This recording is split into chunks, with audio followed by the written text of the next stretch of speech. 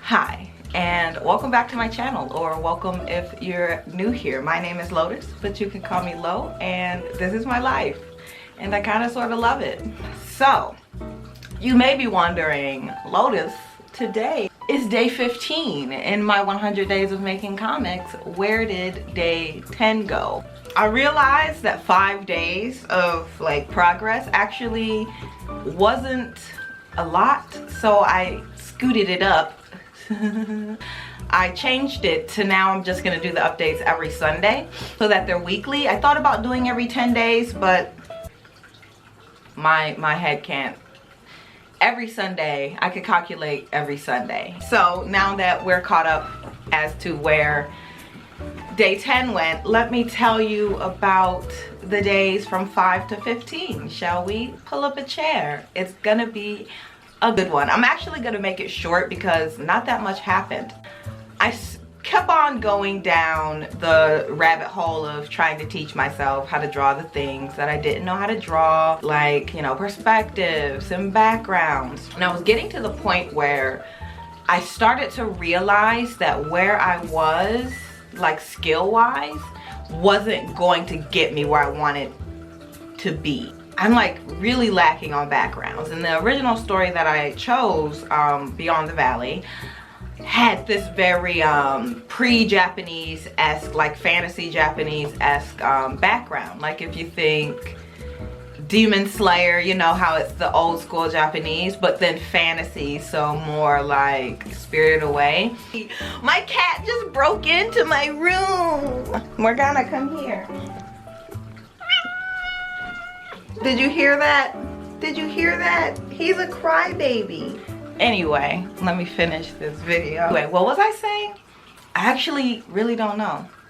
Anyway, where I'm at now. So remember in my first video when I told the story about how like I always change stories, like I got stuck in that 4-year period where I was like, I'll work on this story, I'll work on this story, and and I didn't want to be caught up in that again. I remember why that was a cycle. It was because I would get stuck in my art skills. So like the thing that I'm going through now, I'm like, oh yeah, this was a thing. But instead of like thinking of, is my camera focused?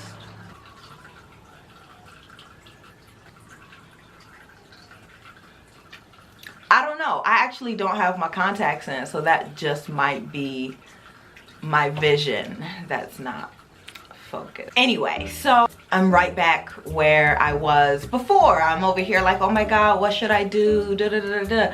So I decided to take a step back and reevaluate the story. So I combined Beyond the Valley with Draga Dragonite, and like I took Draga Dragonite and made it Beyond the Valley a little bit. So I still kept them 2 different stories, but they were like a pull from each other. I went back and changed it again. But this time I have the knowledge of going forward at my skill level. So I know, like, I'm taking everything into account. Before, I feel like I did a little and then just lost hope again. This time I feel like I'm being a lot more wise about it. So I'm able to evaluate what's the problem and now fix it and go forward, when before I just let the problem be the problem and the reason why I couldn't. That's what I'm doing. I took Beyond the Valley, combined it with Dragonite. I took Beyond the Valley, combined it with Draga Dragonite, and just turned it into Dragonite, because as you can see, me trying to put Draga in front of there was not working out, and I feel like it focused too much on Draga.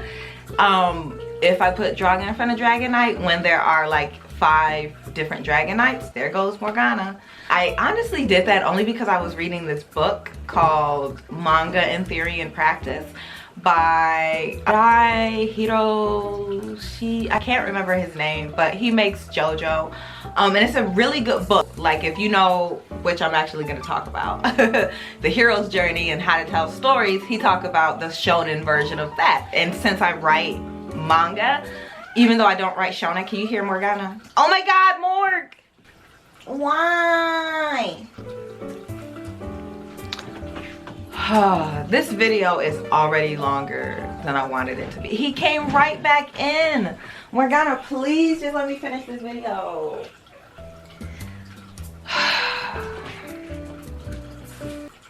I low-key want to start over because I'm 10 minutes in and I don't know anything I said. Okay, I had to put Morgana outside and then I completely forgot everything I was talking about. But I think I was talking about combining Draga and Beyond the Valley and getting just Dragonite. So since that's the last thing I remember, that's where I'll leave off. I went ahead and did that so that I could switch where the worlds were, because the main location in Draga is a lot more compensated towards like my art skills and art abilities, and they're like in the desert. In the desert is pretty easy to draw. Sand and water. You can't go wrong with sand and water. So I was like, okay, let me switch to Draga, Dragonite, and combine elements from Beyond the Valley. I went ahead and did that. Now we have Dragonite. So we're working on Dragonite. That picture that I was working on last week, scrapped. We're at the beginning. At first I was thinking if I should start over, like should this still count as my 100 days? But you know what? This counts towards the comic making process. And I don't think it gets enough credit. Everyone like tries to give like just the drawing the credit. And I'm like, that's the 10% part. Let's talk about the other 90% part. So here we are. I picked up a few books. My favorite thing, I had some books to show y'all in the last video. Let's talk about that, because that's what was most of my, from like I left day 5 struggling, day 6 struggling, and I was like, you know what, I need to just redo this. So 7, 8, 9, 10, 11, 12, 13, 14, 15 today is what I've been doing. I've just been reading these books and then rewriting the script so that I can, you know, revamp the story in the ways that I combined Beyond the Valley with Draga Dragonite to get Dragonite. In the last video, or my first video, I told the story about like what is what is Beyond the Valley. So I feel like I should go ahead and say here what Dragonite is. You follow Rhea, the main character. She's a knight, and her dragon, well, you'll see about that. And then the other pairs of Dragonites. So Dragonites are actually a duo of people. One person is a knight and one person is a dragon. They get a fancy magic girl transformation. It's cool. And so there's these pairs of Dragonites. They're kind of like these magic beings that protect the world, to not give away any spoilers. I'm just gonna try to keep it basic. They protect the world, yada yada blah blah. They seal darkness a long time ago. Darkness resurrect, and now the Dragonites must once again unite to fight the forces of darkness. Dragonites, the pairs, they're called dyads. They refresh every couple of years. There's actually a reason, so I without giving away the reason, they refresh every couple of years. So the ones that are currently in the story are like fledglings, so they're going through this training arc and saving the world while learning how to be better people and work together. So yeah, that's Dragonite for you, the simple version, the synopsis that I thought of if I didn't think of a synopsis real quick. So over the last few days, like I mentioned, I've been reading some books, the main one being The Writer's Journey. And this is actually a pretty good book, because what he does is break down the hero's journey, the mythic structure. If you know storytelling, most stories follow this structure, and if they don't, they only change slightly. They like it's a variation of it. So all stories follow this structure in some way, shape or form. And if they break the structure, like just ironically, people can tell. So this book, The Mythic Structure, and what he does is he actually breaks it down with Jungian psychology. So he talks about how the character develops using Jungian psychology. So how you should write your character in this stage, or he talks about several versions of it. So like how I said, there's different variations, but the same like formula. For example, every main character is called the hero, and so then he breaks it down to there's like the wounded hero, the anti-hero, the blah blah blah blah blah hero. So like even though there's variations of the same thing, it's, you know, still following the structure. So I really like this book because he gives you the psychological breakdown of it. And that's what I always enjoy about writing, is the psychological way we're affected by art. And so I've been reading that, and it actually turns out that, you know, it's already somewhere ingrained in my natural writer brain to follow that structure. Most writers do anyway, before they actually know. If it's in you and you write a lot, you'll begin to subconsciously follow this structure. Everyone does it. So as I'm going back through and like making sure I hit these beats instead of doing it on mistake, I got up to the point where I realized I always struggle with a story. So I'm glad I picked up that book, because he's telling me how to get past the thing that I always struggle with. So that's good. And then I have a couple other books that I've been reading. This one's called Creating Life. Now, I haven't been focused on this one too much. I even took the tab out of it because I'm not focused on it. And this one is more about like world building, which I love in a fantasy universe. Like, why would you write a fantasy universe if you don't like world building? So making the culture, making the worlds, making the races. He touched on how to like, I'm gonna turn on my backlight. I don't know if that actually helped, but I'm just gonna leave it on just in case. Like I was saying, creating life. I actually have part 2 and part 3. It's like creating worlds and then creating something else, and they get bigger and bigger. So I'm gonna go through those books. I also have The Anatomy of Story. I talk about this one all the time. I've had this forever. Look, it's old, it's dirty, but it's one of my favorite books about how to write story. This book and this book actually contain the same content, except he touches on the contents of this book like in this much of the book. And so he just touches on it and explains it to you like, you know, you just kind of need to know this. And then he breaks down everything else. So this is kind of like an overall, if you don't know where to start with writing stories, I would definitely recommend this one, because it's going to touch on everything. And then this one further breaks down a section that he only touches on, and I like this one, I think, a lot more because I feel like I already knew a lot of the stuff that like I didn't need an overview, I needed an analysis, and so he gives me more of a breakdown of what I was looking for. Anyway, I also have Psychology for Screenwriters. I talked about this book in the last time I like tried to shoot this series of videos. Like in my first video, I mentioned that I tried to shoot that video 50 million times. A part of the 50 million times I tried to shoot it is me talking about me reading this book and how much I like it. And I was actually saying I like this one and A Writer's Journey the best, and they're from the same publishers, so it would make sense that the two that I like are actually connected 6 degrees. So this one, the reason why I like it is because I struggle with conflict. In my script, I realized that when I used to write, I used to just make everyone agree. They was like, yeah, we gotta fight the forces of evil. Yeah, yeah, yeah. And I was like, huh, the only conflict you get are the bad guys. So I would toss like bad guys in there for them to fight at dumb times just so that I could have action. Then I realized, you know, it's actually conflict within, like, your characters think differently. You're allowed to have different opinions. So this breaks down just different personality traits that exist in different, I suppose, like things you could translate as flaws, but breaks them down on a psychological level. Like, why would your character actually have this problem and how would that psychologically affect them? So I really like this book. There's a section of this book that, like a sliver of section, that is actually the Writer's Journey whole section. So, but he just breaks down the psychological like ways you can apply conflict using those techniques. So really good book.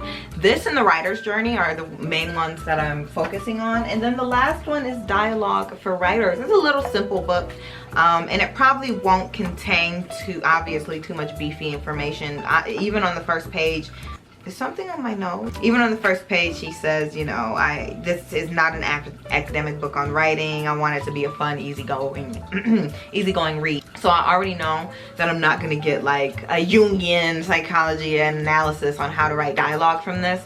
But I really struggle with just getting a voice for my characters. So I wanna absorb some kind of knowledge out there that suggests how you should write dialogue. So that's where I've been in the last week or so reading that, revamping the script. I've gotten the chapters now. I've explained the chapter breakdown in my last video, but I've changed it since then slightly.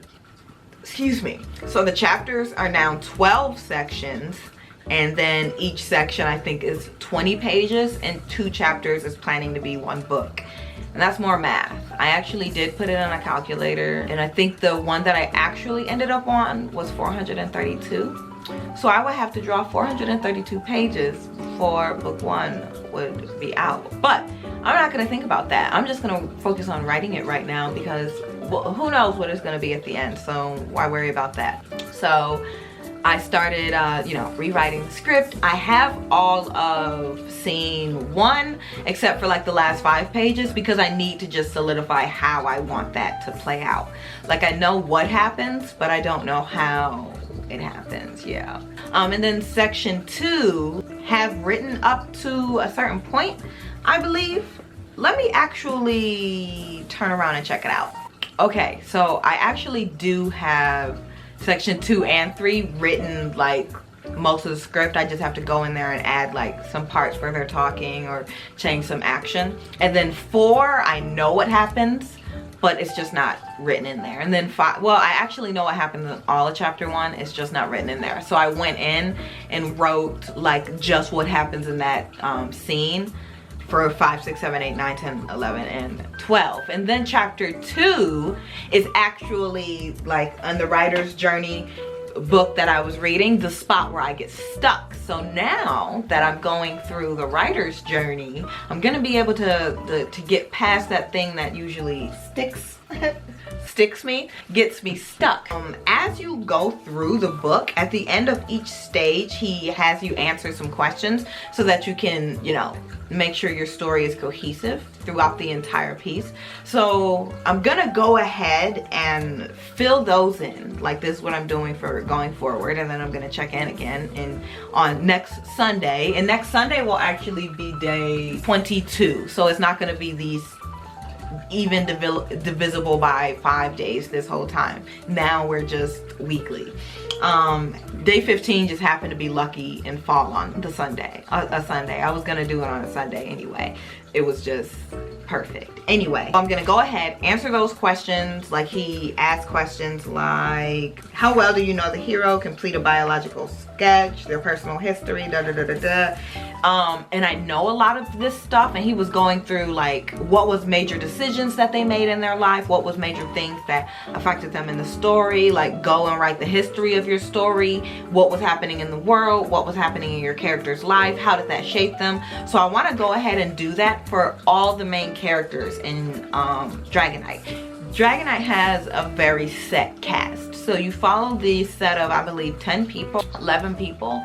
And so I have to write that for all the main 11 people. I mean, it'll be fun. I like writing. And then when I think of these plot points, it actually solidifies the story more and excite me more for the story, because I was doing it for Rhea yesterday, the main character. And I was like, oh my God, it makes them make so much sense. Like, and then you want to like reveal it to the audience, so the audience be like, oh, that's why. So it makes, like, all I am is a fan of the stories I tell in my head, and so like I just gotta tell them in real life so that I can fan with other people. That's all. I'm on the 2nd chapter of Call to Adventure, but I'm not gonna move on. I'm gonna read up. I'm going to read up to the chapter that explains how to do the thing that I struggle with the most. And then I want to flesh that out, like, or at least just toss an outline out and let my ideas brainstorm that before I go in and flesh out Rhea and Draga and the characters. So that's what I'm doing going forward. That's what I was up to. That's what I was doing. This was supposed to be a fast video, and it ended up being like longer than my other video. So let me go ahead and end it here. I thank you for watching this video. I never know how to end these things, so thank you for sticking around to the end. I hope you join me on this journey to creating a webtoon. I'm just saying the same thing now. So I will see you on the flip side. Bye bye.